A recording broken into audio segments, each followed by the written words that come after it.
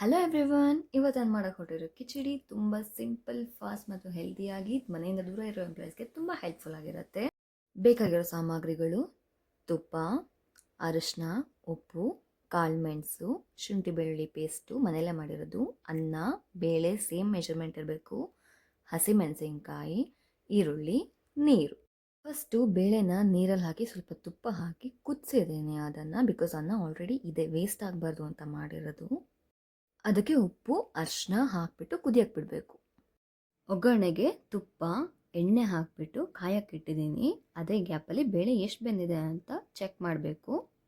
ಎಣ್ಣೆಗೆ ಶುಂಠಿ ಬೆಳ್ಳುಳ್ಳಿ ಜಜ್ಜಿರೋದು, ಹಸಿಮೆಣಸಿನ್ಕಾಯಿ, ಜೀರಿಗೆ ಹೇಳೋದು ಮರ್ತೋದೆ, ಇದು ಮೇನ್ ಇಂಗ್ರೀಡಿಯೆಂಟು ಕಿಚಡಿಗೆ. ಹಸಿಮೆಣಸಿನ್ಕಾಯಿ, ಶುಂಠಿ ಬೆಳ್ಳುಳ್ಳಿ ಜಜ್ಜಿರೋದು ಗಮ್ ಅಂತ ಇದೆ. ಸೊ ಇವಾಗ ಈರುಳ್ಳಿ ಹಾಕಿಬಿಟ್ಟು ಇದನ್ನು ಒಂದು ಸ್ವಲ್ಪ ಬಾಡಿಸ್ಕೊಬೇಕು. ಈಗ ಒಂದು ಸ್ಮಾಲ್ ಕ್ವೆಶನ್ ನಿಮಗೆ: ಚಿಕ್ಕ ಮನೆಗೆ ಚಿನ್ನದ ಬೀಗ. ಆನ್ಸರ್ ಗೊತ್ತಿರೋರು ಕಮೆಂಟಲ್ಲಿ ತಿಳಿಸಿ. ಫಸ್ಟ್ ಕಮೆಂಟ್ ಮಾಡಿದವ್ರಿಗೆ ನನ್ನ ಕಡೆಯಿಂದ ಸ್ಪೆಷಲ್ ಗಿಫ್ಟ್. ಈಗ ಈರುಳ್ಳಿಗೆ ಒಂದು ಸ್ವಲ್ಪ ಉಪ್ಪು ಮತ್ತು ಅರಿಶಿನ ಹಾಕಿಬಿಟ್ಟು ಮಿಕ್ಸ್ ಮಾಡ್ಕೊಳ್ಳೋಣ. ಮಿಕ್ಸ್ ಮಾಡಿಕೊಂಡು ಇದೇ ಗ್ಯಾಪಲ್ಲಿ ಬೇಳೆ ಇಟ್ಟಿರೋದು ಎಷ್ಟು ಬೆಂದಿದೆ ಅಂತ ಚೆಕ್ ಮಾಡೋಣ. ಓಕೆ, ಒಂದು ಸ್ವಲ್ಪ ನೀರು ಕಮ್ಮಿ ಆಗಿದೆ, ನೀರು ಹಾಕ್ಕೊಳ್ಳೋಣ. ಒಂಚೂರು ಬೆಂದಿದೆ, ಎಲ್ಲೋ ಒಂಚೂರು ಬೆಂದಿದೆ ಅಷ್ಟೇ, ಇನ್ನು ಸಿಕ್ಕಾಬಟ್ಟೆ ಹೊತ್ತು ಕಾಯಿಸ್ಬೇಕು. ಅಲ್ಲಿ ತನಕ ನಾವು ಒಗ್ಗರಣೆ ಇದನ್ನು ಕಂಟಿನ್ಯೂ ಮಾಡೋಣ. ನಾವೇನು ಒಗ್ಗರಣೆ ಹಾಕಿದ್ದೀವಿ, ಮಿಕ್ಕಿರೋ ಅನ್ನನ ಅದಕ್ಕೆ ಹಾಕಿಬಿಟ್ಟು ಫಸ್ಟು ಅನ್ನ ಜೊತೆ ಮಿಕ್ಸ್ ಮಾಡ್ಕೊಂಬಿಡೋಣ.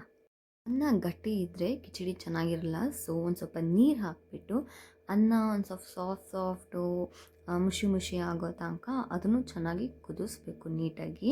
ಸೊ ಅನ್ನಕ್ಕೆ ಒಂದು ಸ್ವಲ್ಪ ಉಪ್ಪು ಹಾಕಿಬಿಟ್ಟು ನೀಟಾಗಿ ಮಿಕ್ಸ್ ಮಾಡ್ಕೊತಾ ಇದ್ದೀನಿ. ಉಪ್ಪನ್ನ ನೋಡ್ಕೊಂಡು ಹಾಕಿ, ಬಿಕಾಸ್ ಕೆಲವರಿಗೆ ಜಾಸ್ತಿ ಉಪ್ಪಿದ್ರೆ ಇಷ್ಟ ಆಗಲ್ಲ. ನನಗಿದು ಕರೆಕ್ಟಾಗಿದೆ, ಬಟ್ ನಮ್ಮಮ್ಮ ನನಗೆ ಬೈತಾರೆ, ದೊಡ್ಡ ಕೈಯಿಂದೆಂದು ಉಪ್ಪು ಜಾಸ್ತಿ ಹಾಕ್ತೀಯಾ ಅಂತ. ನಿಮ್ಮನೇಲೂ ಹಿಂಗೇನಾ? ಓಲಿ ಬಿಡಿ. ಇವಾಗ ಬೇಳೆ ಆಲ್ಮೋಸ್ಟ್ ಕುದ್ದಿದೆ, ಒಂಚೂರು ಪರವಾಗಿಲ್ಲ ಅನ್ನಂಗೆ. ಹಾಗೆ ನಾವು ಇಟ್ಟಿರೋ ಅನ್ನ ಕೂಡ ಒಂದು ಸ್ವಲ್ಪ ಮೆತ್ತಗಾಗಿದೆ, ಮಿಕ್ಸ್ ಮಾಡೋಕ್ಕೆ ರೆಡಿ ಇದೆ. ಸೊ ಇವಾಗ ಬೆಂದಿರುವ ಬೇಳೆನ ಅನ್ನ ಜೊತೆ ಮಿಕ್ಸ್ ಮಾಡ್ತಾ ಇದ್ದೀನಿ. ಹಾಗೆ ಒಂದು ಸ್ವಲ್ಪ ಚೆನ್ನಾಗಿ ಕುದಿಸ್ಬೇಕು. ಬೇಳೆ ಜಾಸ್ತಿ ಆಗಿಬಿಟ್ಟಿದೆ ಗುರು, 3 ದಿನ ಅದನ್ನು ಇಟ್ಕೊಂಡು ಸಾಂಬಾರು ಮಾಡ್ತೀನಿ, 1 ದಿನದಲ್ಲಿ ಖಾಲಿ ಮಾಡಿದೆ ಅಂತ ಉಗೀತಾರೆ ನಮ್ಮಮ್ಮ.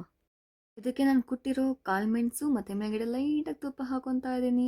ಕನ್ಸಿಸ್ಟೆನ್ಸಿ ನೋಡ್ಕೊಂಡು ನೀರು ಹಾಕಿ ಕುದಿಸ್ಕೊಳ್ಳಿ ಇನ್ನು ಸ್ವಲ್ಪ. ಇವಾಗ ಬಿಸಿ ಬಿಸಿ ಹೆಲ್ದಿ ಕಿಚಡಿ ಸವಿಯಲು ಸಿದ್ಧ.